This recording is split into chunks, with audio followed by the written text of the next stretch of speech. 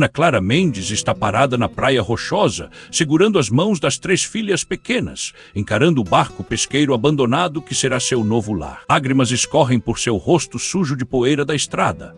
A filha mais velha, Beatriz, de 12 anos, tenta ser forte, mas seus olhos estão arregalados de medo. Do meio, Isabel, de 9 anos, chora alto agarrada ao braço da mãe.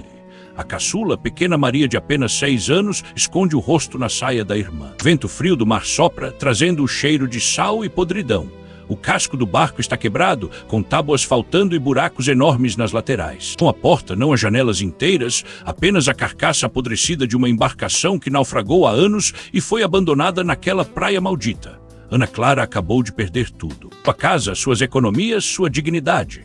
Tudo roubado pelos cunhados através de documentos falsos que o juiz corrupto validou sem pestanejar. Ela foi expulsa da própria casa, onde viveu feliz por 15 anos ao lado do marido, arrancada do lar que construiu com trabalho honesto, jogada na rua com 3 crianças famintas. E agora está ali, diante daquele caixão flutuante de madeira podre, porque não tem mais nenhum lugar no mundo para ir. Antes de continuar, se inscreve no canal e deixa seu like. Porque o que essa viúva encontrou escondido dentro daquele barco maldito foi tão chocante que destruiu completamente a família que roubou dela e mudou o destino de toda a vila litorânea para sempre. Me conta aqui nos comentários de que cidade você está assistindo essa história emocionante. Para entender como Ana Clara chegou naquele momento de desespero absoluto, precisamos voltar alguns meses no tempo. Era uma manhã de junho de 1867, quando a vida dela desmoronou completamente. O céu estava cinzento sobre a vila de São Sebastião, no litoral da província de São Paulo. O vento frio vindo do mar anunciava a chegada do inverno. Ana Clara tinha 38 anos. O rosto marcado pelo sol e pelo trabalho duro ainda mantinha nos olhos aquele brilho de quem não havia perdido a esperança na vida. Ela havia sido feliz ao lado de Joaquim Mendes, seu marido, por 15 anos. Joaquim era carpinteiro naval, respeitado por todos na região. Tinha mãos habilidosas que transformavam madeira bruta em obras de arte flutuantes. Os barcos que construía eram conhecidos por sua resistência e beleza. Navegavam com segurança mesmo nas águas mais revoltas. Mas 6 meses antes daquela manhã cinzenta, Joaquim havia morrido. Um acidente no estaleiro onde trabalhava tirou sua vida de forma súbita e violenta. Uma viga mal amarrada se soltou durante a construção de uma escuna. Atingiu Joaquim em cheio. Ele não teve chance. Morreu instantaneamente, deixando Ana Clara viúva e 3 filhas órfãs de pai. Beatriz tinha 12 anos e já demonstrava a mesma têmpera forte da mãe. Era uma menina esperta, de olhos atentos e mãos trabalhadeiras. Isabel, a do meio de 9 anos, tinha um coração sensível e vivia preocupada com tudo ao redor. Maria, a caçula de 6 anos, ainda era uma criança sonhadora que brincava com bonecas de pano e perseguia borboletas no quintal. As 3 eram o mundo de Ana Clara, razão pela qual ela encontrava forças para levantar da cama todas as manhãs, mesmo com o coração partido pela perda do marido. A casa onde moravam era modesta, mas era delas. Joaquim havia comprado aquela propriedade com o suor de anos de trabalho honesto. Ficava na parte mais antiga da vila, perto da igreja matriz. Uma construção simples de pau a pique com telhado de sapé. Tinha um quintal espaçoso onde Ana Clara cultivava hortaliças e criava algumas galinhas. Era um lar humilde, mas acolhedor, cheio de memórias e amor. Ou pelo menos era até que Américo Mendes apareceu com seus papéis e suas mentiras. Américo era irmão de Joaquim, mas os dois não podiam ser mais diferentes. Enquanto Joaquim era honesto e trabalhador, Américo sempre buscou atalhos para enriquecer. Trabalhava como escrivão na Câmara Municipal e tinha acesso a documentos, selos oficiais e contatos com pessoas influentes. Américo sempre olhou com inveja para o irmão. Não por amor fraterno, mas por cobiça. Ele queria tudo que Joaquim tinha. Especialmente depois que começaram os rumores de que a região próxima à propriedade de Ana Clara seria valorizada com a construção de uma nova estrada até o porto. 15 dias após o enterro de Joaquim, Américo apareceu na porta de Ana Clara com um sorriso falso e palavras melosas. Disse que estava preocupado com a cunhada e as sobrinhas. Queria ajudar, que a família precisava se unir naquele momento difícil. Ana Clara, ainda enlutada e vulnerável, acreditou na boa vontade do cunhado. Ela não percebeu o brilho de ganância nos olhos dele quando observava cada canto da propriedade. 3 meses se passaram. Ana Clara vendia os legumes do quintal na feira. Costurava para as senhoras da vila. Fazia doces por encomenda para sustentar as filhas. Era difícil. O dinheiro mal dava para o básico, mas ela estava conseguindo sobreviver. Até que numa manhã de junho, Américo voltou. Dessa vez não estava sozinho. Acompanhando vinham o oficial de justiça, 2 soldados e o juiz municipal, Dr. Evaristo Campos. Um homem conhecido por aceitar subornos e favorecer os poderosos. Ana Clara estava peneirando farinha no quintal quando viu o grupo se aproximar. Seu coração apertou. Limpou as mãos no avental e foi até o portão sem entender o que estava acontecendo. Foi o oficial de justiça quem falou primeiro.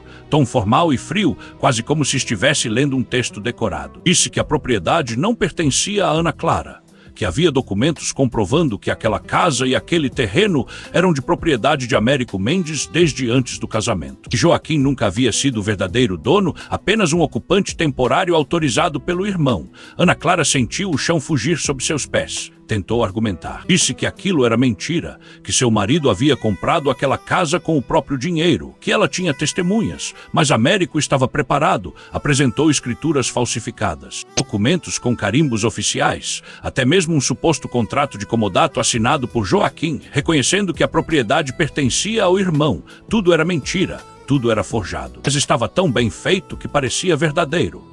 E o juiz Evaristo Campos, que certamente havia recebido uma boa soma de dinheiro de Américo, validou os documentos sem questionar. Ana Clara implorou, se ajoelhou na frente do juiz, pediu pelo menos um prazo para encontrar outro lugar, disse que tinha 3 filhas pequenas, que não tinha para onde ir, que aquilo era uma injustiça, mas o juiz foi inflexível. Disse que a lei era a lei, que os documentos estavam em ordem, que ela deveria desocupar o imóvel imediatamente. Os soldados receberam ordem de supervisionar a saída de Ana Clara e suas filhas da propriedade. Beatriz, Isabel e Maria saíram correndo da casa quando ouviram a mãe chorar. A menina mais velha entendeu imediatamente o que estava acontecendo. Abraçou a mãe com força. Isabel e Maria, ainda muito pequenas para compreender completamente, apenas choravam porque viam a mãe desesperada. Os vizinhos saíram de suas casas atraídos pelo tumulto. Algumas mulheres choravam junto com Ana Clara. Homens balançavam a cabeça em sinal de revolta, mas ninguém ousava se opor. Todos sabiam que Américo tinha conexões poderosas, que o juiz estava do lado dele. Em menos de 2 horas, Ana Clara foi obrigada a recolher o que conseguiu carregar. Pegou algumas roupas, cobertores velhos, panelas, um pouco de farinha e feijão que tinha guardado. Tudo foi empacotado em trouxas amarradas com corda. Não pôde levar os móveis, não pôde levar as galinhas. Não pôde levar nada que não coubesse em suas mãos e nas mãos das filhas. Américo ficou parado na porta de braços cruzados, observando tudo com um sorriso satisfeito no rosto. Não sentiu vergonha nem remorso. Para ele aquilo era apenas um negócio lucrativo.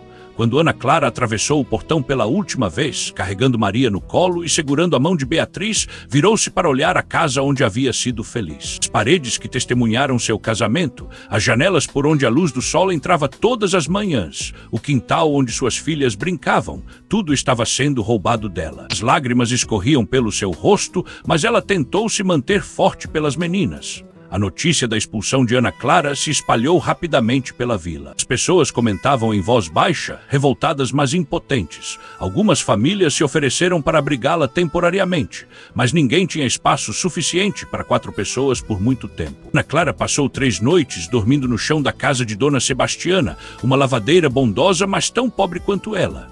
Foi então que o padre Anselmo, vigário da paróquia, apareceu com uma proposta. O padre era um homem idoso de cabelos completamente brancos e olhos bondosos. Conhecia Ana Clara desde que ela era criança. Havia celebrado seu casamento com Joaquim. Também conhecia Américo e sabia exatamente o tipo de homem que ele era. O padre não podia desfazer a injustiça cometida pelo juiz corrupto, mas podia oferecer um teto. Disse a Ana Clara que havia um lugar onde ela poderia ficar com as meninas, pelo menos até conseguir se reorganizar. O lugar não era confortável, não era seguro, mas era melhor do que a rua. Era um barco pesqueiro abandonado encalhado numa praia isolada a 5 quilômetros da vila, acessível apenas por uma trilha difícil que serpenteava entre rochas e vegetação rasteira. O barco havia sido abandonado 23 anos antes, quando naufragou durante uma tempestade terrível. Era um grande barco de pesca que se chocou contra as rochas numa noite sem lua. Toda a tripulação morreu. Desde então o barco ficou encalhado naquela praia, exposto ao vento e à maresia, lentamente se deteriorando. As pessoas da vila não chegavam perto daquele lugar. Havia histórias de que o barco era mal assombrado, que à noite se ouvia gritos e choros vindo de lá. Diziam que os fantasmas dos marinheiros mortos ainda vagavam pelo casco apodrecido. Ana Clara ouviu todas essas histórias, mas não tinha escolha. Agradeceu ao padre Anselmo e aceitou a oferta.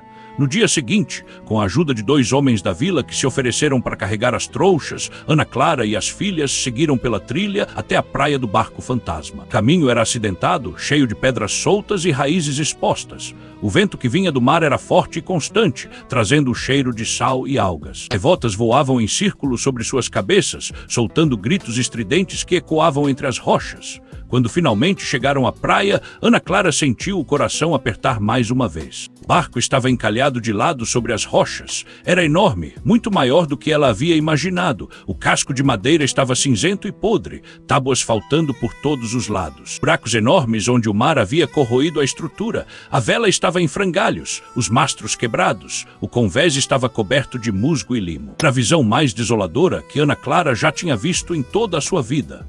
Os 2 homens que ajudaram a carregar as trouxas deixaram tudo na areia e se despediram rapidamente. Claramente desconfortáveis em estar ali, Ana Clara agradeceu e os viu descer a trilha apressadamente, olhando para trás com expressões preocupadas. Então ela se virou para as filhas. Beatriz olhava o barco com olhos arregalados, tentando ser corajosa, mas visivelmente assustada. Isabel estava agarrada à saia da mãe, chorando baixinho. Maria tremia inteira e se recusava a olhar para o barco. Ana Clara se ajoelhou na frente das 3 e segurou suas mãos. Disse a elas que entendia que aquilo era assustador. Não era justo o que estavam passando, mas que elas eram fortes e iam superar juntas. Disse que aquele lugar seria temporário, apenas até conseguirem algo melhor. Prometeu que ninguém ia machucá-las, que a mãe sempre ia protegê-las. As palavras saíram firmes, mas por dentro Ana Clara estava aterrorizada. Não sabia como ia alimentar suas filhas. Não sabia como ia mantê-las seguras naquele lugar isolado e abandonado. Entraram no barco. Encontraram uma abertura no casco onde algumas tábuas haviam se soltado. Era grande o suficiente para passar. O interior era ainda pior do que o exterior. A cabine principal estava coberta de poeira, teias de aranha e dejetos de aves marinhas. O piso de tábuas rangia sob seus pés. Algumas madeiras estavam completamente apodrecidas. Havia redes de pesca velhas espalhadas pelo ambiente, cordas mofadas, caixotes quebrados. O cheiro de mofo era sufocante, misturado com um odor de maresia e algo mais, algo antigo e desagradável que Ana Clara não conseguiu identificar. As paredes internas do casco estavam manchadas de umidade. Musgo crescia nos cantos mais escuros. Havia um beliche de madeira na parede do fundo, 3 camas estreitas onde os marinheiros dormiam. Os colchões haviam apodrecido há muito tempo. Restavam apenas as tábuas nuas. No centro da cabine havia uma mesa velha caída de lado, cadeiras quebradas. Uma pequena cozinha improvisada com um fogão de ferro enferrujado. Ana Clara começou a trabalhar imediatamente. Não podia se dar ao luxo de se entregar ao desespero. Primeiro pegou uma vassoura velha que encontrou num canto e começou a varrer. A poeira levantou em nuvens densas, fazendo todas tossirem. Depois, com a ajuda de Beatriz, arrastou os móveis quebrados para fora. Pilhou na areia do lado de fora do barco. Improvisou trapos velhos para limpar as superfícies. Tapou alguns dos buracos menores com tábuas que encontrou espalhadas pela praia, restos de outras embarcações destruídas ou destroços trazidos pela maré. No segundo dia, subiu até o convés do barco com cuidado, testando cada tábua antes de colocar o peso. O convés oferecia uma vista desoladora do oceano. Ali era possível ver a imensidão azul se estendendo até o horizonte, as ondas quebrando nas rochas embaixo, a espuma branca se formando e se desfazendo em um ritmo eterno. Ana Clara decidiu que dormiriam na cabine principal. Ficava mais protegida do vento e da chuva do que o convés aberto. Arrastou palha seca que encontrou num trecho de vegetação próximo à praia. Improvisou 3 esteiras sobre os beliches. Cobriu com os cobertores que havia trazido. Não era confortável, mas era melhor do que o chão frio de madeira. As primeiras noites foram terríveis. Vento uivava através das frestas e buracos do casco, criando sons assustadores que ecoavam pela estrutura oca do barco. Isabel não conseguia dormir. Chorava pedindo para voltar para casa. Maria tinha pesadelos e acordava gritando. Beatriz tentava ser forte, mas Ana Clara via o medo nos olhos da menina toda vez que um barulho estranho ecoava pela escuridão. Ana Clara abraçava as três, cantava canções de ninar que sua própria mãe cantava para ela quando era criança, rezava em voz baixa pedindo proteção e força. Durante o dia a realidade era igualmente dura. Ana Clara precisava alimentar suas filhas, mas tinha pouquíssima comida. Começou a descer até as rochas próximas ao mar durante a maré baixa. Coletava mariscos grudados nas pedras. Era um trabalho difícil e perigoso. As rochas eram escorregadias e afiadas, mas ela não tinha escolha. Também improvisou uma linha de pesca com barbante e um anzol que achou enferrujado num dos caixotes do barco. Conseguiu pescar alguns peixes pequenos que assava sobre uma fogueira improvisada na areia. A água era outro problema. Não havia poço próximo à praia. Ana Clara descobriu que no convés do barco havia um velho barril de madeira. Ela o limpou o melhor que pôde e começou a coletar a água da chuva. A água estava suja e precisava ser fervida antes de beber, mas pelo menos não precisavam morrer de sede. Semanas foram passando lentamente. Ana Clara estabeleceu uma rotina para dar alguma normalidade à vida das meninas. De manhã cedo acordava e ia coletar mariscos ou pescar. Beatriz ajudava limpando o barco e cuidando das irmãs menores. À tarde, Ana Clara fazia a longa caminhada até a vila carregando nos ombros um cesto com o que havia pescado ou coletado. Vendia na feira da vila por preços miseráveis, mas que permitiam comprar um pouco de farinha, feijão e sal. As pessoas da vila tratavam Ana Clara com uma mistura de pena e desconforto. Algumas mulheres compravam dela por compaixão. Outras desviavam o olhar, envergonhadas de não poderem fazer mais. Os homens cochichavam quando ela passava, comentando sobre a injustiça que havia sofrido. Mas nenhum tinha coragem de enfrentar Américo Mendes ou questionar a decisão do juiz. Ana Clara se sentia invisível. Uma sombra vagando pelas ruas da vila onde um dia havia sido respeitada. Foi numa tarde de final de julho, quase um mês após terem se mudado para o barco, que Ana Clara decidiu fazer uma limpeza mais profunda na cabine principal. O inverno estava no auge e chovia com frequência, fazendo com que a umidade dentro do barco ficasse ainda pior.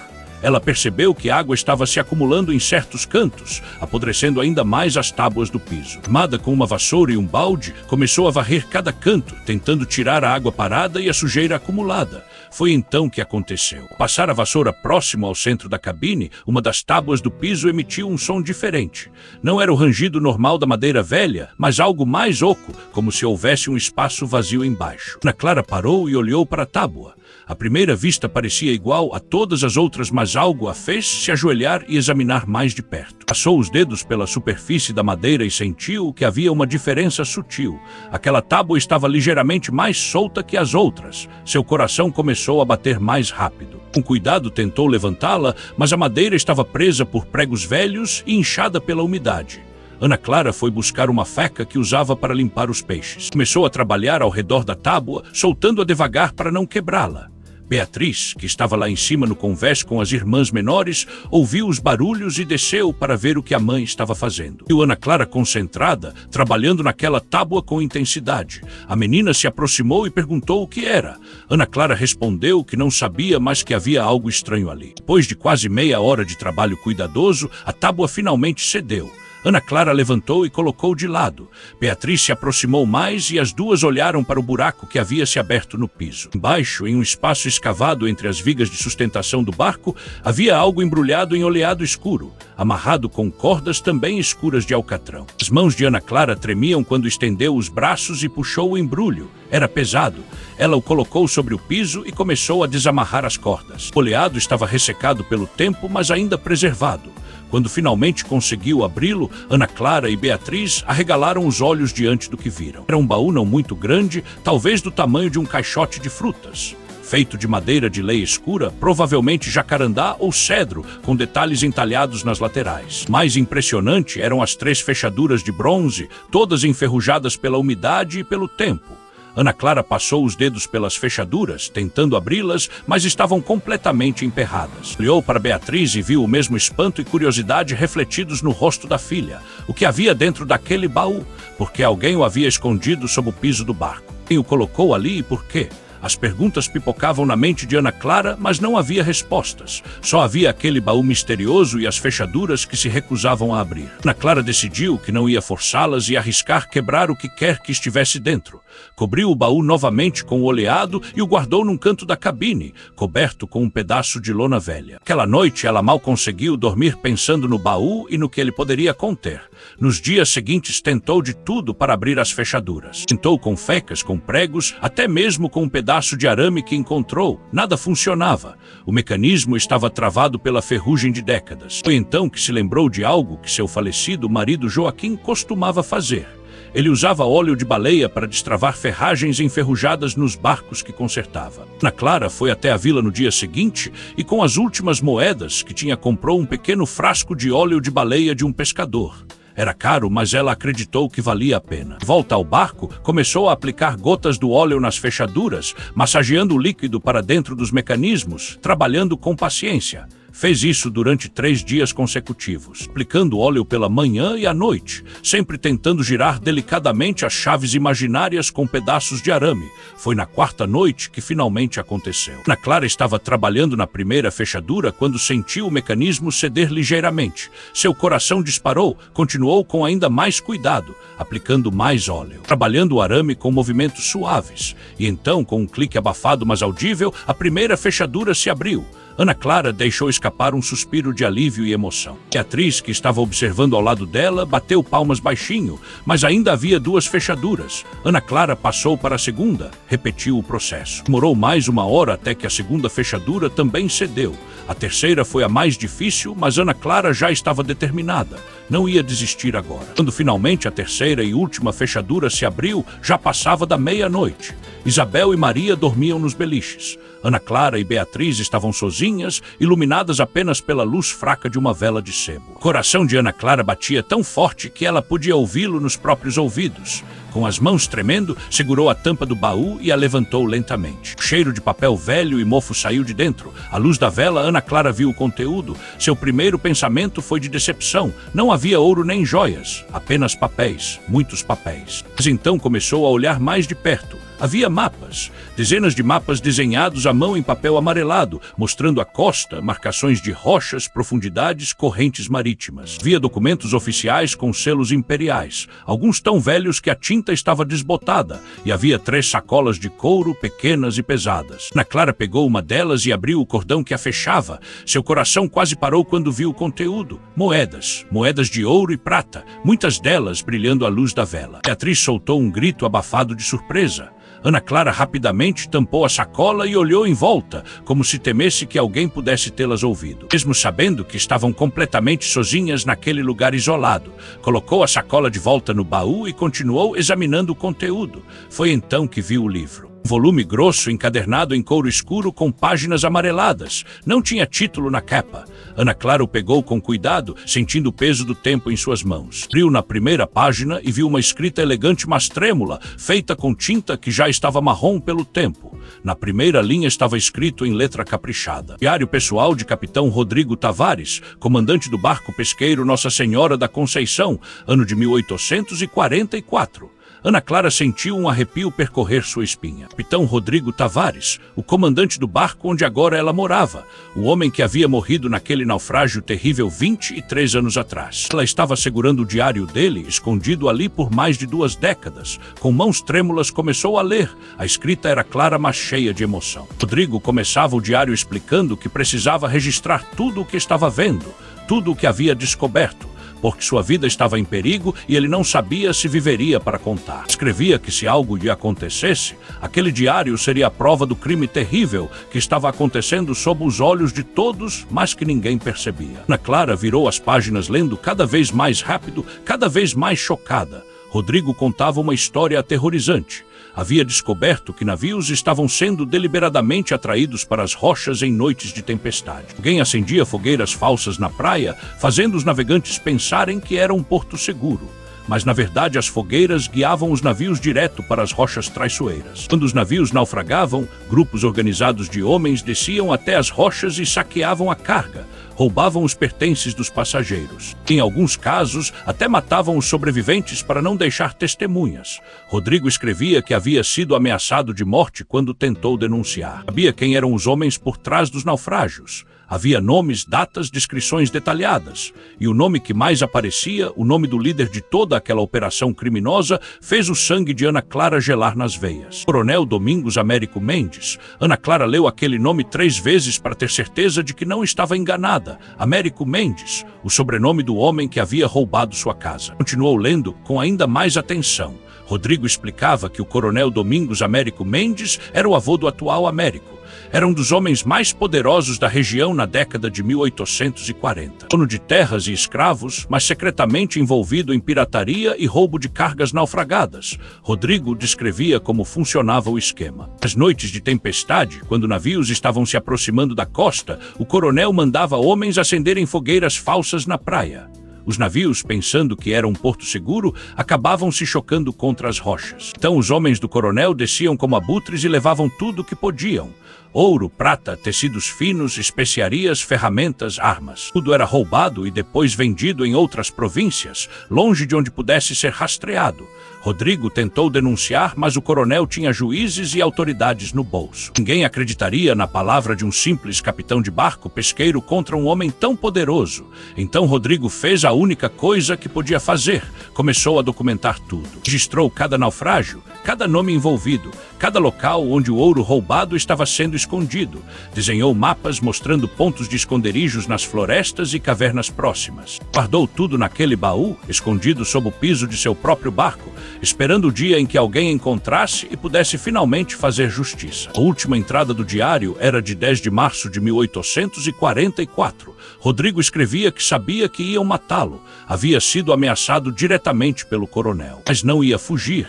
Ia continuar navegando, fazendo seu trabalho, porque era seu dever proteger outros navegantes. Terminava o diário com uma frase que cortou o coração de Ana Clara. Se você está lendo isto, significa que eu já estou morto. Por favor, não deixe que minha morte seja em vão. Use estas provas para trazer justiça. Assinado Capitão Rodrigo Tavares. Ana Clara fechou o diário com lágrimas nos olhos. Aquele homem corajoso havia morrido tentando fazer o certo e sua morte nunca foi vingada. O crime continuou escondido por mais de 20 anos. A família Mendes continuou prosperando, construindo sua fortuna sobre sangue e sofrimento. Beatriz, que havia lido por cima do ombro da mãe, estava pálida. Perguntou em voz baixa o que iam fazer. Ana Clara olhou para a filha, depois para o diário em suas mãos, depois para o baú cheio de evidências. Não sabia a resposta. Como uma viúva miserável, vivendo em um barco abandonado, poderia enfrentar uma das famílias mais poderosas da região. Guardou o diário de volta no baú, fechou a tampa, cobriu tudo novamente com a lona.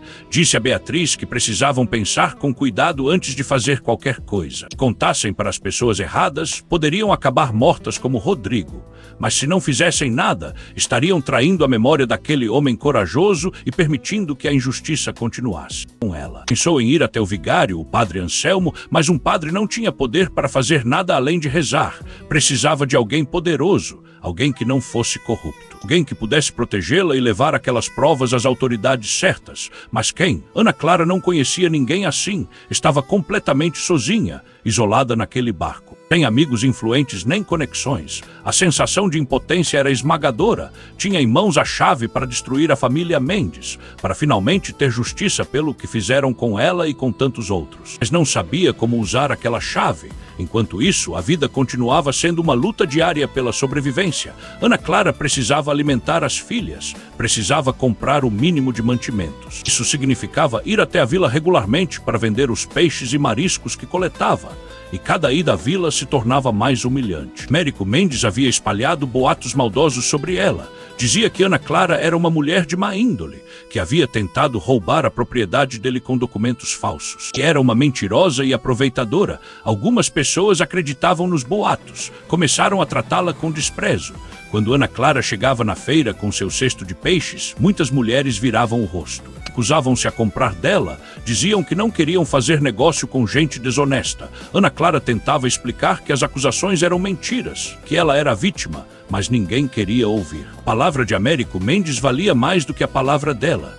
Foi numa tarde de agosto, quase 2 meses após terem se mudado para o barco, que a humilhação atingiu seu ponto mais baixo. Ana Clara estava na feira tentando vender alguns peixes. Américo apareceu acompanhado de 2 capangas, homens grandes e violentos que trabalhavam para ele. Américo se aproximou do lugar onde Ana Clara estava e começou a falar alto para que todos ouvissem.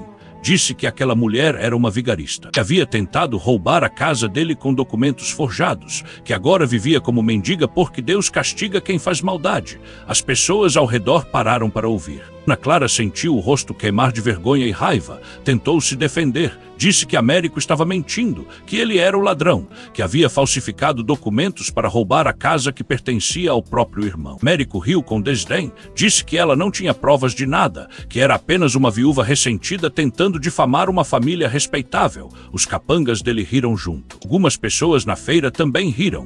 Outras balançavam a cabeça com pena, mas nenhuma se manifestou em defesa de Ana Clara. Américo então se aproximou mais. Disse em voz baixa, mas alta o suficiente para Ana Clara ouvir, que ela deveria ter cuidado, que mulheres sozinhas com filhas pequenas, morando em lugares isolados, podiam sofrer acidentes. Era uma ameaça clara. Ana Clara sentiu um calafrio percorrer sua espinha. Américo estava dizendo que poderia machucá-la ou machucar suas filhas, e todos ali na feira fingiam não ouvir. Américo deu um sorriso cruel e se afastou com seus capangas. Ana Clara ficou parada ali, tremendo de medo e raiva. Ninguém comprou nada dela naquele dia. Voltou para o barco de mãos vazias, sem dinheiro para comprar comida, sem esperança de que as coisas pudessem melhorar. Naquela noite, Ana Clara chorou pela primeira vez na frente das filhas. Não conseguiu segurar. Beatriz, Isabel e Maria se amontoaram ao redor dela, abraçando-a, tentando consolar. Beatriz perguntou o que havia acontecido. Ana Clara contou sobre a humilhação na feira, sobre a ameaça de Américo, sobre como ela não sabia mais o que fazer, como estava com medo de que algo acontecesse com elas. Beatriz, com seus 12 anos, olhou para a mãe com uma determinação que surpreendeu Ana Clara. A menina disse que tinham o diário, tinham as provas, tinham como destruir Américo Mendes. Só precisavam encontrar a pessoa certa para entregar aquelas provas. Ana Clara abraçou a filha, disse que ela estava certa. Não podiam desistir, que iam encontrar um jeito de fazer justiça. Nos dias seguintes, Ana Clara começou a pensar em um plano. Sabia que não podia ir ao juiz local. Havia um juiz de direito na cidade de Santos, uma autoridade superior que não estava sob o controle de Américo. O problema era chegar até Santos. Eram 2 dias de viagem. Ana Clara não tinha dinheiro para pagar a passagem de barco ou cavalo, e não podia deixar as filhas sozinhas no barco abandonado por tanto tempo. Foi então que aconteceu algo que mudaria tudo. Era uma manhã nublada de setembro. Ana Clara estava coletando mariscos nas rochas quando viu um homem descendo pela trilha que levava à praia. Ela ficou imediatamente alerta. Poucas pessoas vinham até aquele lugar. O homem era alto, devia ter por volta de 45 anos. Tinha cabelos escuros começando a ficar grisalhos nas têmporas, rosto marcado pelo sol. Vestia roupas simples, mas de boa qualidade, típicas de um fazendeiro do interior. O homem se aproximou e tirou o chapéu educadamente. Cumprimentou Ana Clara e perguntou se ela era a senhora que morava no barco abandonado. Ana Clara, sempre desconfiada depois de tudo que havia passado, respondeu com cautela que sim. O homem se apresentou como Lúcio Tavares, fazendeiro de terras de café que ficavam algumas léguas para o interior. Disse que estava passando pela região para resolver negócios na vila e decidiu dar uma volta pelo litoral antes de voltar para casa.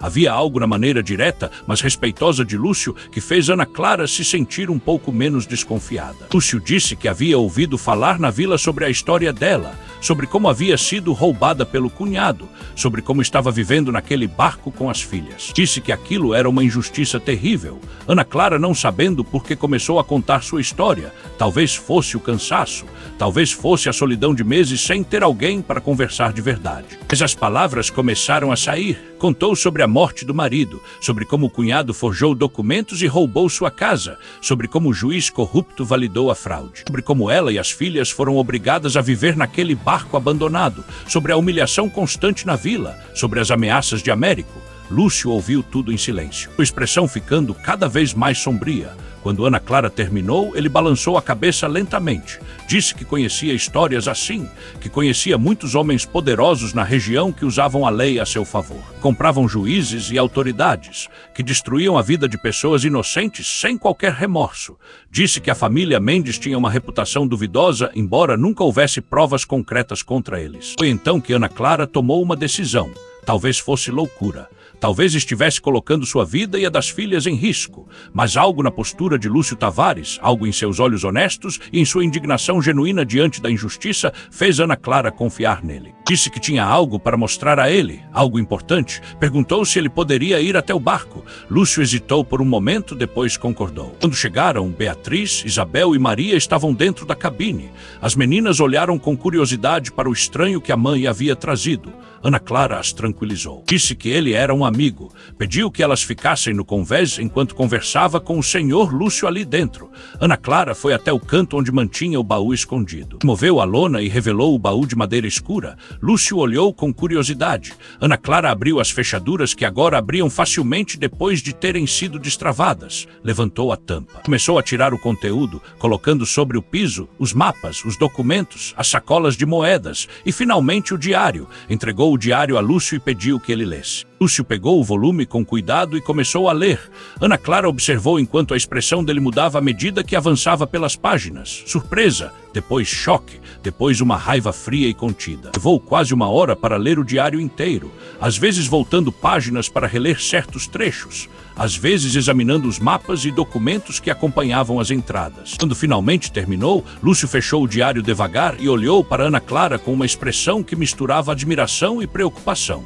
Disse que aquilo era dinamite pura, que aquelas provas podiam destruir completamente a família Mendes, mas também podiam custar a vida de Ana Clara se as pessoas erradas descobrissem que ela tinha aquilo. Ana Clara já sabia disso. Perguntou a Lúcio se ele conhecia alguém que pudesse ajudar. Alguém honesto em posição de autoridade que pudesse levar aquelas provas adiante sem ser comprado ou intimidado. Lúcio pensou por um longo momento. Então disse que sim, conhecia alguém, o juiz de direito da comarca, Dr. Augusto Faria, um homem íntegro que não se dobrava a pressões. Mas ele ficava na cidade de Santos. Havia 2 dias de viagem dali. Lúcio disse que precisavam ser muito cuidadosos. Se Américo Mendes ou seus aliados descobrissem o que estava acontecendo antes das provas chegarem às mãos certas, fariam de tudo para destruí-las e silenciar Ana Clara. O melhor seria Lúcio levar pessoalmente o diário e os documentos até Santos, entregá-los diretamente ao juiz Augusto Faria. Mas antes queria fazer cópias de algumas páginas-chave do diário para ter duplicatas caso algo acontecesse com os originais. Ana Clara concordou. Pela primeira vez em meses sentiu uma fagulha de esperança. Finalmente havia alguém disposto a ajudá-la, alguém que tinha os meios e a coragem para fazer o que era certo. Lúcio disse que voltaria no dia seguinte com material para fazer as cópias. Também disse que a partir daquele momento Ana Clara e as meninas estavam sob sua proteção. Se Américo Mendes ou qualquer outro tentasse machucá-las, teriam que responder a ele. Nos dias seguintes, Lúcio voltou diversas vezes ao barco, trouxe papel, tinta e pena. Passou horas copiando meticulosamente as entradas mais importantes do diário de Rodrigo Tavares. Também fez cópias dos mapas e dos documentos mais relevantes. Enquanto trabalhava, ele e Ana Clara conversavam. Lúcio contou sobre sua própria vida. Era viúvo havia 5 anos. Sua esposa havia morrido durante um parto que também levou o bebê. Desde então vivia sozinho em sua fazenda, dedicado apenas ao trabalho e tentando fazer diferença na vida das pessoas que trabalhavam para ele. Lúcio tinha princípios firmes. Recusava-se a usar trabalho escravo em suas terras. Preferia contratar trabalhadores livres e pagá-los justamente.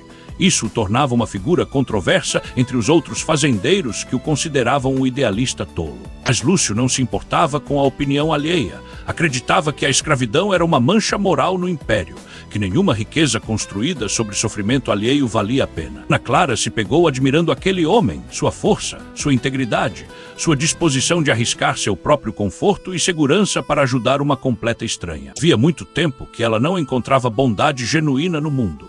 E pela primeira vez desde a morte de Joaquim, Ana Clara sentiu uma conexão com alguém que ia além da mera sobrevivência. Quando as cópias ficaram prontas, Lúcio preparou tudo para a viagem até Santos. Guardou o diário original de Rodrigo Tavares, os documentos e alguns dos mapas mais importantes em uma pasta de couro. As cópias ficaram com Ana Clara escondidas no baú. Lúcio também deixou dinheiro suficiente para Ana Clara comprar comida para ela e as meninas durante sua ausência. Disse que a viagem levaria pelo menos 5 dias, contando ida, volta e o tempo necessário para apresentar tudo ao juiz. Antes de partir, Lúcio fez Ana Clara prometer que seria extremamente cuidadosa. Que não contaria a ninguém sobre o que haviam descoberto, que não se aproximaria de Américo Mendes nem de ninguém da família. Ana Clara prometeu. Abraçou as filhas e as 4 assistiram Lúcio partir em seu cavalo, descendo a trilha trilha em direção à estrada que levava para o interior.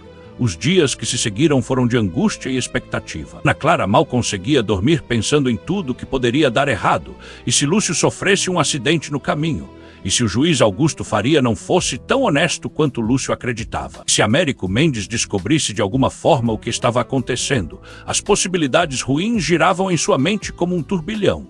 Mas no sexto dia, quando Ana Clara já estava começando a desesperar, viu um cavaleiro subindo a trilha. Era Lúcio, estava de volta. Ana Clara correu ao encontro dele, o coração batendo forte. Pelo sorriso cansado, mas satisfeito no rosto de Lúcio, soube que havia boas notícias. Lúcio desmontou e contou tudo. O juiz Augusto Faria havia lido o diário e examinado os documentos com crescente incredulidade. Confirmou que aquelas eram provas mais do que suficientes para abrir investigações criminais. Mais do que isso, algumas das informações no diário levavam a crimes que ainda podiam ser processados mesmo após tantos anos. O juiz havia imediatamente emitido mandados de busca e apreensão. Havia enviado oficiais de justiça para iniciar as investigações. Lúcio disse que nas próximas semanas muita coisa ia acontecer. Américo Mendes seria investigado, sua contabilidade seria examinada, testemunhas seriam procuradas. E com base nos mapas de Rodrigo Tavares, expedições seriam organizadas para tentar localizar os esconderijos onde o ouro roubado havia sido enterrado décadas atrás. Ana Clara mal podia acreditar. Finalmente, depois de tanto sofrimento, a justiça estava começando a acontecer. Sentiu lágrimas rolarem por seu rosto, mas eram lágrimas de alívio e esperança. Beatriz, Isabel e Maria, vendo a mãe chorar, correram para abraçá-la. Lúcio observou a cena com um sorriso gentil, mas então sua expressão ficou séria. Disse que Ana Clara precisava estar preparada. Quando Américo descobrisse que estava sendo investigado, ia tentar descobrir quem o havia denunciado. Era provável que ele suspeitasse dela. Poderia tentar intimidá-la ou até mesmo machucá-la. Lúcio disse que Ana Clara e as meninas não podiam mais ficar sozinhas naquele barco isolado. Era perigoso demais. Ofereceu que elas viessem ficar em sua fazenda até que tudo estivesse resolvido. Ana Clara ficou sem palavras. A bondade daquele homem era tão grande que ela mal conseguia acreditar. Aceitou a oferta com gratidão. No dia seguinte, Lúcio voltou com uma carroça. Ajudou Ana Clara e as meninas a recolher seus poucos pertences. Colocaram tudo na carroça junto com o baú contendo as cópias dos documentos. Antes de partir, Ana Clara virou-se uma última vez para olhar o barco abandonado. Aquele lugar terrível onde ela e as filhas haviam sofrido tanto. Mas também o lugar onde ela havia encontrado a chave para sua salvação. O diário de Rodrigo Tavares. As provas que destruiriam seus inimigos. Ana Clara sussurrou uma oração de agradecimento ao capitão corajoso que havia morrido tentando fazer o certo. Prometeu que sua morte não seria em vão. A viagem até a fazenda de Lúcio levou o dia inteiro. O caminho era longo e acidentado, mas quando finalmente chegaram, Ana Clara ficou impressionada. A fazenda era linda, cercada de cafezais verdejantes, com uma casa grande e arejada, cheia de luz e ar puro.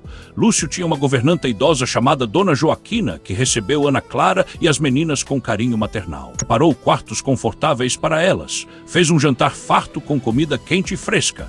Naquela noite, pela primeira vez em meses, Ana Clara e suas filhas dormiram em camas de verdade, com cobertores limpos e macios. Com o estômago cheio, em segurança, Beatriz, Isabel e Maria caíram no sono quase instantaneamente, exaustas mas finalmente em paz. Ana Clara ficou acordada por mais tempo, olhando pela janela do quarto que Lúcio havia dado a ela. As estrelas brilhavam no céu limpo.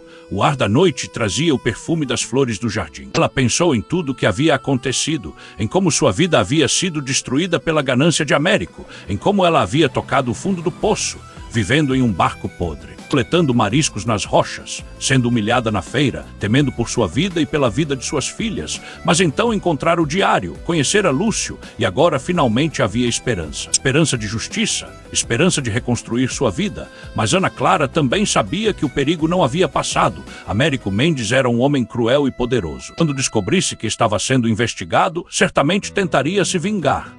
E mesmo que a justiça prevalecesse, mesmo que ele fosse punido, o caminho até lá seria perigoso. Ana Clara rezou pedindo força e proteção, pedindo que Deus a ajudasse a ver aquela batalha até o fim, que a ajudasse a honrar a memória de Rodrigo Tavares e fazer com que a verdade finalmente viesse à luz. 2 semanas se passaram. Ana Clara e as meninas estavam começando a se adaptar à vida na fazenda. Beatriz ajudava Dona Joaquina na cozinha.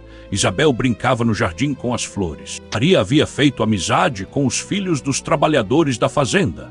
Era uma vida tão diferente do sofrimento que haviam passado que às vezes Ana Clara tinha que se beliscar para ter certeza de que não estava sonhando. Lúcio recebia notícias regulares de Santos sobre o andamento das investigações. O juiz Augusto Faria estava trabalhando rapidamente. Havia convocado Américo Mendes para depor. Quando confrontado com as provas do diário, Américo tentou negar tudo. Alegou que o diário era falso, que era uma conspiração contra sua família, mas os documentos eram incontestáveis. Os mapas eram precisos, e quando as autoridades começaram a escavar nos locais indicados por Rodrigo Tavares, encontraram baús enterrados, continham objetos roubados de naufrágios, alguns ainda com marcações de navios específicos que haviam afundado décadas atrás.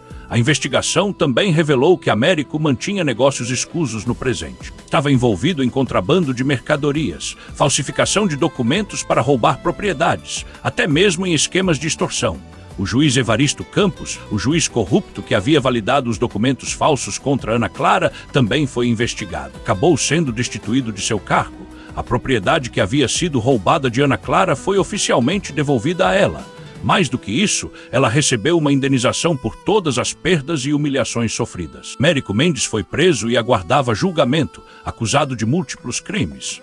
Mas o que mais impactou Ana Clara foi quando o juiz Augusto Faria declarou que, como descobridora e protetora das evidências deixadas por Rodrigo Tavares, Ana Clara tinha direito a uma porcentagem significativa do tesouro recuperado nos esconderijos. Era a lei. Tesouros encontrados com base em informações descobertas por cidadãos davam a esses cidadãos direito a parte do valor recuperado. Quando os baús enterrados foram todos localizados e seu conteúdo catalogado, a quantia era substancial: barras de ouro e prata, moedas antigas, objetos de valor que haviam sido roubados de dezenas de navios ao longo dos anos. Ana Clara recebeu uma soma que mudou completamente sua vida. Viúva miserável vivendo em um barco abandonado, tornou-se uma mulher de posses. Mas então veio a notícia que Lúcio temia. Américo Mendes havia conseguido sair da prisão. Pagou uma fiança altíssima usando dinheiro de aliados e parentes. Estava livre, pelo menos até o julgamento. E segundo informantes de Lúcio, Américo estava furioso. Jurava vingança contra quem o havia denunciado,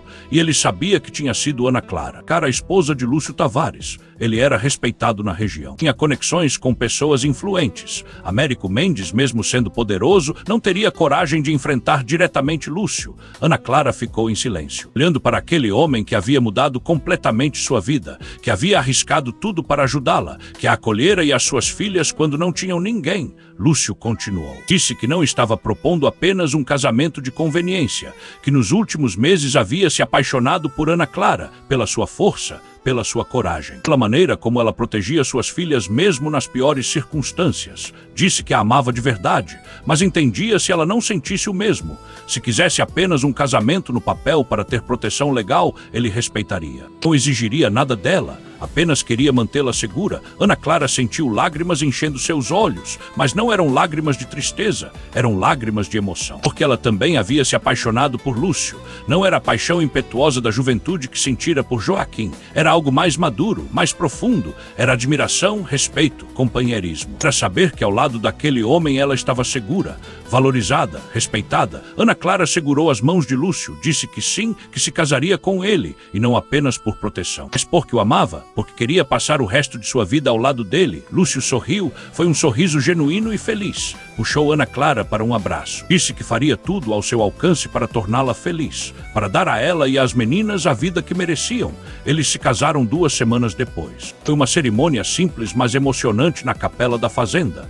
Beatriz, Isabel e Maria foram as madrinhas, vestidas em seus melhores vestidos que Lúcio havia mandado fazer especialmente para elas. Estavam radiantes de felicidade. Dona Joaquina chorou de emoção durante toda a cerimônia. Alguns trabalhadores da fazenda e amigos próximos de Lúcio compareceram. Foi um casamento pequeno, mas cheio de amor e esperança. Ana Clara usou um vestido simples de cor creme, sem luxos excessivos, mas elegante e bonito. Lúcio estava em seu melhor traje. Quando o padre pronunciou as palavras que os tornaram marido e mulher, Ana Clara sentiu como se estivesse começando uma nova vida.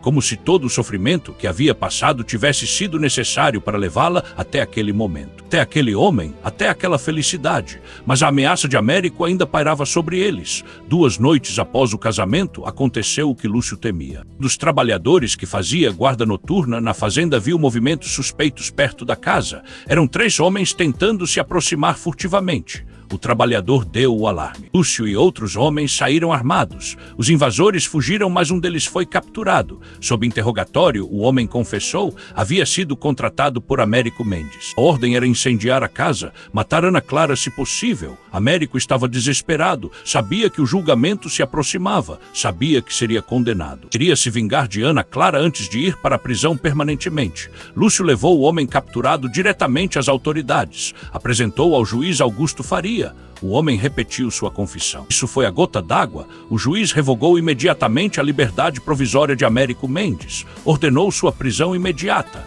dessa vez sem possibilidade de fiança. Américo tentou fugir, mas foi capturado pelos oficiais de justiça na estrada que levava para fora da província. Foi levado de volta à prisão, dessa vez para uma cela de segurança máxima. O julgamento foi antecipado devido à gravidade da tentativa de assassinato. 3 meses depois, Ana Clara estava sentada no Tribunal de Santos ao lado de Lúcio. Beatriz estava com eles. As meninas mais novas haviam ficado na fazenda com Dona Joaquina. Era o dia do julgamento final de Américo Mendes. O tribunal estava lotado. O caso havia ganhado notoriedade em toda a província.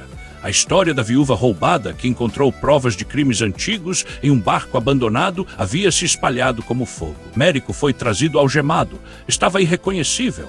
O homem arrogante e bem vestido que Ana Clara conhecia havia se transformado em um prisioneiro magro e sujo. Seus olhos mostravam ódio quando olhou para Ana Clara, mas também mostravam derrota. Sabia que estava perdido. O promotor apresentou todas as provas, o diário de Rodrigo Tavares, os documentos falsificados, os tesouros recuperados, os testemunhos de pessoas que haviam sido roubadas por Américo. A defesa tentou argumentar, tentou desacreditar as provas, mas era inútil. As evidências eram esmagadoras. Depois de 3 dias de julgamento, o júri se retirou para deliberar. Levou apenas 2 horas para chegar a um veredicto. Culpado. Culpado de falsificação de documentos. Culpado de roubo. Culpado de extorsão. Culpado de tentativa de assassinato. O juiz Augusto Faria pronunciou a sentença. 20 anos de prisão em regime fechado. Confisco de todos os bens e propriedades. Ana Clara fechou os olhos quando ouviu a sentença. Sentiu uma onda de alívio tão grande que quase desmaiou. Lúcio segurou sua mão. Beatriz abraçou a mãe. Finalmente havia justiça. Finalmente o homem que havia destruído suas vidas estava sendo punido. Américo foi levado gritando do tribunal, jurando vingança. Mas eram apenas palavras vazias de um homem derrotado. Nunca mais representaria uma ameaça. Nos meses que se seguiram, a vida de Ana Clara floresceu de maneiras que ela nunca havia imaginado possível. Com o dinheiro da recompensa e da indenização, ela decidiu fazer algo significativo. Comprou a casa que havia perdido de volta, não para morar, mas para transformá-la em um abrigo para viúvas e mulheres em situação de vulnerabilidade. Um lugar onde mulheres que haviam perdido tudo, assim como ela, pudessem encontrar refúgio e apoio. Contratou professoras para ensinar as mulheres a ler e escrever, ensinar ofícios como costura, culinária e artesanato, para que pudessem se sustentar com dignidade. O abrigo foi batizado de Casa Rodrigo Tavares, em homenagem ao capitão corajoso cujo diário havia mudado tudo. Ana Clara também mandou erguer um monumento na praia onde o barco abandonado ainda estava encalhado. Uma placa de bronze contando a história de Rodrigo e seu sacrifício pela verdade.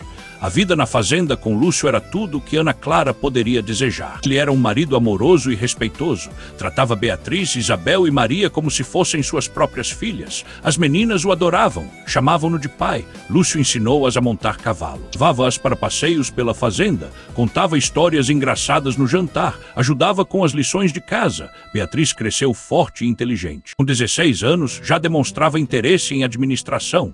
Lúcio começou a ensiná-la sobre o funcionamento da fazenda, sobre como gerenciar trabalhadores, sobre contabilidade e negócios. Dizia que ela tinha talento natural para aquilo. Isabel desenvolveu uma paixão por música. Lúcio contratou um professor de piano que vinha à fazenda 2 vezes por semana. A menina revelou um talento extraordinário. Em poucos anos estava compondo suas próprias melodias. Maria, a caçula, manteve sua natureza sonhadora. Passava horas explorando os campos da fazenda, coletando flores, observando pássaros e borboletas. Lúcio construiu para ela uma pequena biblioteca com livros de histórias e aventuras. Maria lia vorazmente. adolescente, dizia que quando crescesse seria escritora. Escreveria histórias de pessoas corajosas que superavam grandes obstáculos. 3 anos após o casamento, Ana Clara descobriu que estava grávida. A notícia encheu a casa de alegria. Beatriz, Isabel e Maria ficaram emocionadas com a perspectiva de ter um irmão ou irmã. Lúcio estava radiante. Disse que já amava aquele bebê com todo o seu coração. A gravidez transcorreu sem problemas. Ana Clara estava saudável e cercada de cuidados.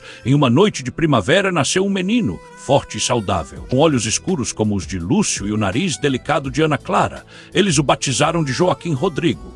Joaquim em homenagem ao primeiro marido de Ana Clara, porque Lúcio disse que aquele homem honesto merecia ser lembrado. Rodrigo em homenagem ao capitão que havia mudado o destino de todos eles com sua coragem. O bebê trouxe ainda mais alegria para a família já feliz. Enquanto isso, na prisão, Américo Mendes definhava. Sua saúde deteriorou rapidamente. A vida na prisão era dura para um homem acostumado ao conforto e ao poder. Tentou subornar guardas para conseguir tratamento especial, mas sua fortuna havia sido confiscada. Não tinha mais nada. Os outros prisioneiros o desprezavam. Sabiam que ele era um homem que havia roubado viúvas e órfãos, que havia tentado assassinar uma mulher inocente. Américo passou seus dias na amargura e no arrependimento. Mas não era arrependimento genuíno pelo mal que havia causado, era apenas autopiedade. Lamentava ter sido pego, lamentava ter perdido tudo, mas nunca reconheceu a maldade de suas ações. 5 anos após ser preso, Américo Mendes morreu. Uma febre que se espalhou pela prisão o levou. Poucos compareceram ao seu enterro. Sua família, envergonhada pelo escândalo, havia se afastado dele. Quando Ana Clara soube da morte de Américo, não sentiu alegria, mas também não sentiu tristeza. Sentiu apenas um senso de encerramento. Aquele capítulo terrível de sua vida estava finalmente fechado. O homem que havia tentado destruí-la havia morrido na miséria e no esquecimento, enquanto ela prosperava, cercada de amor, com uma família linda, com propósito e significado em sua vida. Os anos continuaram passando. Beatriz se casou com um jovem advogado que conheceu em Santos, um homem íntegro e trabalhador que Lúcio aprovou imediatamente. Beatriz e o marido abriram um escritório de advocacia especializado em defender pessoas pobres que haviam sido roubadas ou injustiçadas. Davam consultas gratuitas, lutavam contra a corrupção. Beatriz havia aprendido com a história da mãe que a justiça valia a pena lutar. Isabel se tornou uma pianista respeitada, dava concertos em Santos e até mesmo no Rio de Janeiro. Suas composições eram tocadas em salões elegantes, mas ela nunca esqueceu suas origens. Regularmente voltava à fazenda, dava aulas gratuitas de música para os filhos dos trabalhadores. Dizia que a música havia salvado sua alma durante os tempos difíceis. Queria dar esse mesmo presente a outras crianças. Maria realizou seu sonho de se tornar escritora. Publicou seu primeiro livro aos 22 anos. Era a história de uma viúva corajosa que encontrou justiça contra todas as probabilidades. O livro foi um sucesso. As pessoas diziam que parecia tão real que devia ser baseado em fatos verdadeiros. Maria sempre sorria quando ouvia isso. Nunca confirmou nem negou. Mas aqueles que conheciam a história de Ana Clara sabiam a verdade. O pequeno Joaquim Rodrigo cresceu forte e bondoso. Tinha o caráter honesto do pai e a determinação da mãe. Aos 16 anos, disse que queria estudar engenharia naval. Queria construir navios seguros, navios que não naufragariam, que levariam as pessoas com segurança através dos mares. Lúcio e Ana Clara ficaram orgulhosos. Viram naquele sonho a continuação do legado de coragem e serviço. A Casa Rodrigo Tavares, o abrigo para mulheres que Ana Clara havia fundado, prosperou. Centenas de mulheres passaram por lá ao longo dos anos. Encontraram refúgio quando não tinham para onde ir, aprenderam ofícios, recuperaram sua dignidade. Muitas delas saíram de lá e construíram vidas bem-sucedidas. Algumas voltavam anos depois para agradecer a Ana Clara, para dizer que ela havia salvado suas vidas. Ana Clara sempre recebia essas mulheres com lágrimas nos olhos. Dizia que entendia exatamente pelo que elas haviam passado, que ela também havia tocado o fundo do poço, que ela também havia sido roubada e humilhada, mas que havia encontrado forças para continuar e que elas também encontrariam. A Casa Rodrigo Tavares se tornou uma instituição respeitada em toda a província. Outras mulheres ricas começaram a doar dinheiro e recursos. Queriam apoiar aquela causa nobre. O barco abandonado na praia, onde Ana Clara e as meninas haviam sofrido tanto, eventualmente se desintegrou completamente. O mar e o tempo fizeram seu trabalho, as tábuas apodreceram, a estrutura desabou. Em poucos anos, restavam apenas alguns pedaços de madeira espalhados pelas rochas. Mas o monumento que Ana Clara havia erguido permaneceu. A placa de bronze contando a história de Rodrigo Tavares. Viajantes que passavam pela região paravam para ler. Ficavam impressionados com a história de coragem e sacrifício. Alguns deixavam flores, outros faziam orações. O lugar se tornou um símbolo de resistência contra a injustiça. Um lembrete de que a verdade sempre vem à luz, de que o bem sempre triunfa sobre o mal, mesmo que demore, mesmo que o caminho seja difícil. Nas noites de tempestade, quando o vento uivava vindo do mar, Ana Clara às vezes acordava e olhava pela janela de seu quarto na fazenda. Pensava no barco distante, pensava em Rodrigo Tavares e em como seu sacrifício não havia sido em vão. Pensava em como sua própria vida havia sido transformada. Como havia passado de uma viúva desesperada à beira do abismo para uma mulher realizada, cercada de amor e prosperidade. E toda vez que via relâmpagos iluminando o céu distante sobre o mar, Ana Clara sussurrava uma oração de agradecimento. Agradecimento a Deus por tê-la guiado até aquele lugar aparentemente amaldiçoado, mas que na verdade guardava a chave para sua salvação. Agradecimento a Rodrigo Tavares por sua coragem em documentar a verdade, mesmo sabendo que custaria sua vida. Agradecimento a Lúcio por ter acreditado nela quando ninguém mais acreditaria. E agradecimento pela força que encontrou em si mesma. Força para não desistir mesmo quando tudo parecia perdido. Anos se passaram. Ana Clara e Lúcio envelheceram juntos, cercados de filhos, netos e depois bisnetos. A fazenda prosperou. Casa Rodrigo Tavares continuou seu trabalho salvador. A família que Ana Clara construiu se tornou conhecida na região por sua integridade e generosidade, pelo compromisso de ajudar os mais fracos, de lutar contra a injustiça. Quando Ana Clara tinha 73 anos, recebeu uma visita inesperada. Era uma jovem mulher de uns 25 anos, tímida, mas determinada. A jovem disse que sua avó havia sido uma das primeiras mulheres ajudadas pela Casa Rodrigo Tavares. Havia chegado lá viúva e sem recursos com uma filha pequena. Ana Clara a acolheu, ensinou a costurar, ajudou a montar um pequeno negócio. A avó prosperou, criou a filha com dignidade. A filha estudou, se tornou professora, teve filhos e agora a neta estava ali, viera agradecer. Disse que nada do que sua família havia conquistado seria possível sem a bondade de Ana Clara. Queria retribuir de alguma forma. Ana Clara abraçou a jovem, disse que a melhor forma de retribuir era fazer o mesmo por outras pessoas, ajudar quem precisasse, lutar contra a injustiça onde quer que a encontrasse, nunca deixar que pessoas poderosas esmagassem os mais fracos. A jovem prometeu que faria isso e cumpriu. Anos depois, ela mesma fundou um abrigo em outra cidade, inspirada pelo exemplo de Ana Clara. O legado continuou se espalhando, como ondas em um lago, uma boa ação gerando outras. Coragem de uma pessoa inspirando coragem em outras. Ana Clara faleceu aos 81 anos, cercada de toda sua família na fazenda que tanto amava. Suas últimas palavras foram de gratidão. Gratidão por ter vivido uma vida cheia de significado, por ter transformado o sofrimento em propósito, por ter ajudado tantas pessoas, por ter sido amada e ter amado. O funeral foi o maior que a região já havia visto. Centenas de pessoas compareceram, mulheres que ela havia ajudado, famílias de trabalhadores da fazenda, autoridades locais. Todos choraram a perda de uma mulher extraordinária. Lúcio viveu mais 3 anos. Passou esse tempo mantendo vivo o legado de Ana Clara, garantindo que a Casa Rodrigo Tavares continuasse seu trabalho, que a fazenda continuasse próspera, que os netos crescessem conhecendo a história da avó, a história de coragem e redenção. Quando Lúcio finalmente se juntou a Ana Clara, foi enterrado ao lado dela no cemitério da fazenda. Suas lápides simples, mas dignas, tinham uma inscrição que resumia suas vidas. Aqui jazem Ana Clara e Lúcio Tavares, que transformaram injustiça em esperança, sofrimento em amor. Provaram que a coragem de uma pessoa pode mudar o mundo. E assim termina a história inacreditável de Ana Clara Mendes, a viúva que foi expulsa de sua casa e acabou morando em um barco abandonado. Sem imaginar que sob aquele piso estava escondido o segredo que mudaria completamente seu destino. Essa história nos mostra que mesmo quando tudo parece perdido, mesmo quando nos tiram tudo o que temos, a coragem de não desistir pode abrir caminhos que nunca imaginaríamos. Ana Clara poderia ter se entregado ao desespero. Poderia ter desistido quando foi humilhada na feira, quando foi ameaçada por Américo, quando sua vida parecia não ter mais saída, mas ela escolheu lutar, escolheu confiar quando encontrou ajuda, escolheu usar sua própria dor para ajudar outras pessoas que estavam sofrendo, e foi exatamente em seu momento mais difícil, naquele barco abandonado e esquecido. Ela encontrou não só justiça, mas uma nova chance de ser feliz. A história de Ana Clara nos ensina várias lições importantes. Primeira, nunca subestime a força de uma mãe protegendo seus filhos. Ana Clara enfrentou humilhação, pobreza e ameaças de morte, mas nunca desistiu porque suas filhas dependiam dela. Quando você tem alguém por quem lutar, encontra forças que nem sabia que tinha. Segunda lição, a verdade sempre vem à luz. Américo Mendes pensou que poderia roubar e mentir sem consequências. Pensou que seu poder e suas conexões o protegeriam para sempre. Mas o diário de Rodrigo Tavares esperou 23 anos sob aquele piso. Esperou pela pessoa certa para encontrá-lo. A justiça pode demorar, mas eventualmente chega. Terceira lição. Nunca julgue as pessoas pela aparência ou situação.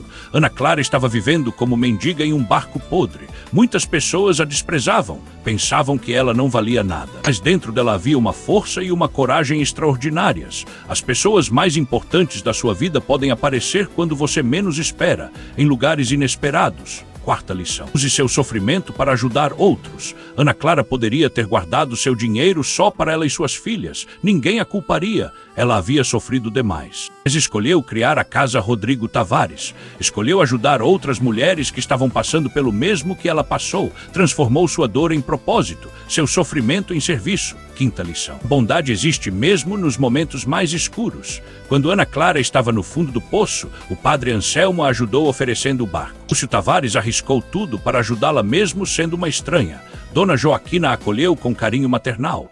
Em um mundo que às vezes parece cruel e injusto, ainda existem pessoas boas. Pessoas que fazem o certo simplesmente porque é certo. Sexta lição, nunca desista, mesmo quando tudo parece impossível. Ana Clara tinha todos os motivos para desistir. Estava sozinha, sem dinheiro. Em casa, sendo ameaçada por um homem poderoso. Mas ela continuou um dia de cada vez e no final não só sobreviveu, prosperou. Se você está passando por um momento difícil agora e sente que perdeu tudo, lembre-se de Ana Clara, lembre-se que os momentos mais escuros vêm antes do amanhecer.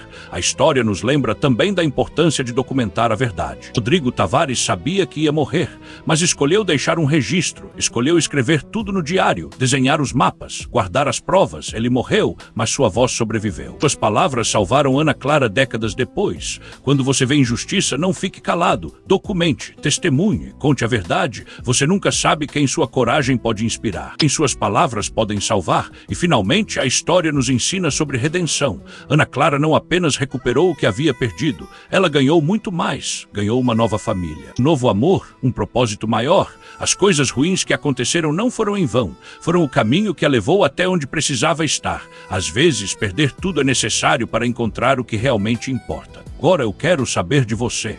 O que você faria se descobrisse um segredo assim que pudesse derrubar pessoas poderosas? Teria a coragem que Ana Clara teve? Arriscaria tudo pela justiça? Ou ficaria em silêncio por medo? Deixe a sua opinião aqui nos comentários. Eu leio todos e adoro saber o que vocês pensam. Se você está passando por um momento difícil agora, se alguém roubou algo de você, se você se sente injustiçado e impotente, lembre-se da história de Ana Clara. Não desista, continue lutando. A justiça pode demorar, mas ela chega. E às vezes o que parece ser o fim é apenas o começo de algo muito melhor. Se vocês gostaram dessa história emocionante, não esqueçam de se inscrever no canal e ativar o sininho para não perder nenhuma história nova. Toda semana eu trago histórias reais e incríveis do Brasil Imperial que vão mexer com seu coração. Histórias de pessoas comuns que fizeram coisas extraordinárias, que enfrentaram injustiças e venceram. Provaram que a coragem vale a pena. Deixa seu like se essa história tocou seu coração. Compartilha com alguém que precisa ouvir uma mensagem de esperança hoje. Alguém que está passando por dificuldades. Alguém que precisa ser lembrado de que é possível superar qualquer obstáculo, que a justiça existe, que o bem triunfa sobre o mal. Já aproveita para assistir o próximo vídeo que vou recomendar para você. É outra história surpreendente de uma mulher que foi traída pela própria família, mas encontrou uma forma incrível de provar sua inocência e reconstruir sua vida. Você não pode perder. Muito obrigado por assistir até o final. Sua presença aqui significa muito para mim. Nos vemos na próxima história. Até lá, lembre-se sempre, nunca desista. Nunca deixe que pessoas más roubem sua esperança e nunca subestime o poder da verdade. Um dia a justiça chega. Pode acreditar. Até a próxima história.